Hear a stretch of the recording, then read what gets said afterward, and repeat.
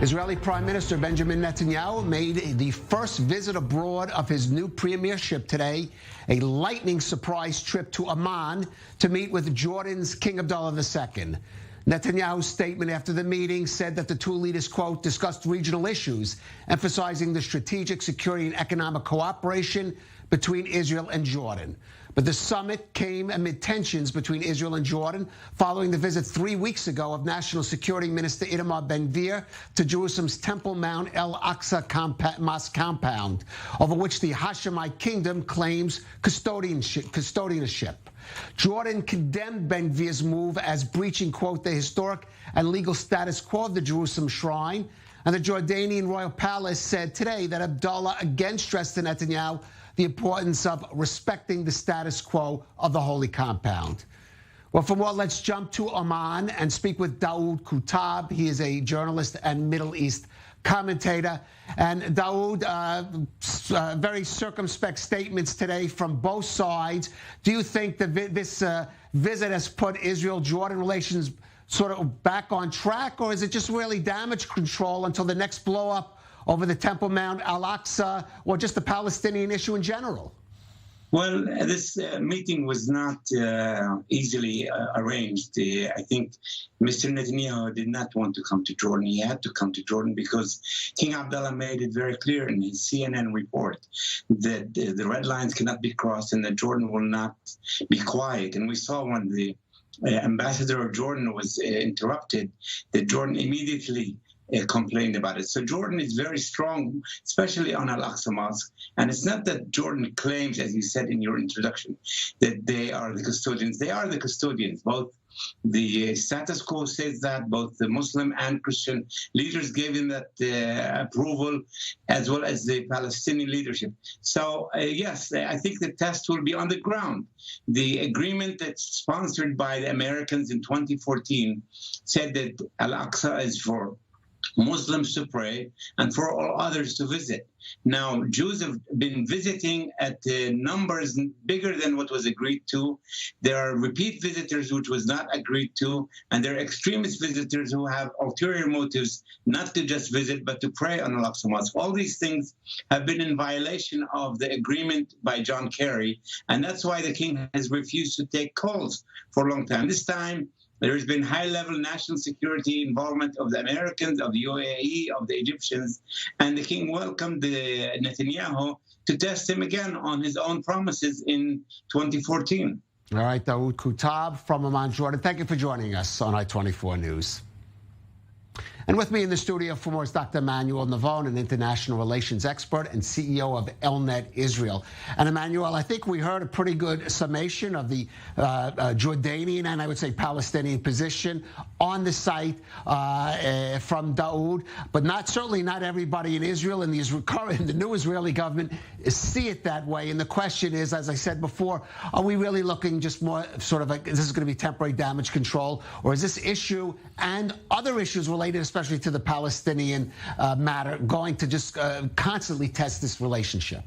So first of all, you were in fact correct in your introduction when you said that Jordan claims custodianship on the Temple Mount because it's not the only country to do so. So does Morocco. So does the Palestinian Authority, in some way also Saudi Arabia. So there's actually a lot of inter-Arab struggle over the Temple Mount.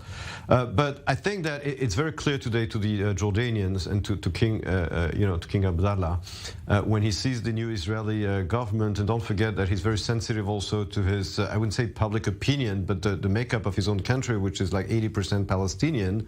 So he's very sensitive to the issue, to the Palestinian issue, to symbolic issue of the Temple Mount.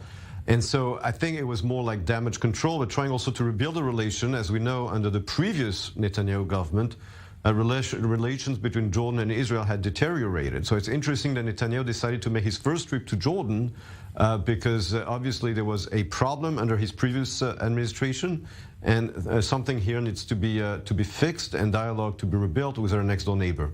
Right now, even if, and I should note that Prime Minister Netanyahu has stressed the status quo, at least as he sees it, is going to remain on the Temple Mount Al-Aqsa compound.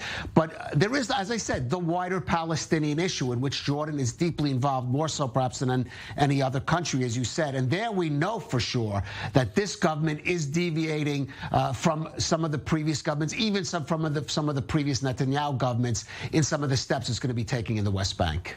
Well, yes and no, because when it comes to the West Bank and to Jerusalem, Netanyahu in the past had, coalitions with centrist parties. We all remember his 2009 Bar Ilan speech. But we saw also early this week or late last week that an outpost was built in the West Bank, and immediately it was dismantled by the Minister of Defense. Right, the Or Chaim outpost. Right, and Netanyahu backed him 100%, despite the anger of Bezalel Smotrich, the Minister of Finance, who also has he's also a minister within the Ministry of Defense. So on this, Netanyahu took a very clear stance to support and back his defense minister against Smotrich. So it does seem to indicate that in some way he is in fact in control of his coalition, and is not going to let the most radical member of his coalition dictate his policy regarding the Palestinian issue. Now, look, Emmanuel, there's certainly no disputing the importance of Jordan in many ways to Israel and security considerations. It has the longest border with Israel. But the situation has changed. Israel has peace with other Arab states in the region. Jordan now importing gas from Israel, water from Israel. One wonders if maybe King Abdullah also has lost some of the leverage he might have previously had, or his predecessors have had, dealing with Israel. Definitely. As you just said, Jordan is in a way today partially dependent economically on Israel, on vital resources, such as natural gas and water. And so I think this also creates a lot of leverage of Israel vis-a-vis Jordan. And we know that King Abdullah is very vocal in the Palestinian issue, but as you mentioned yourself, he's no longer the only Arab country together with Egypt to have a peace agreement with Israel. We have the Abraham Accords, and therefore I think he realizes that there's so much he can do to put pressure on Israel. And I think what Israel really has to do is to really increase those economic ties with Jordan, to really attach it to this regional economic interest around energy and around water, and expand the Abraham Accords, and in which Jordan will be part of this general infrastructure or architecture in the Middle East.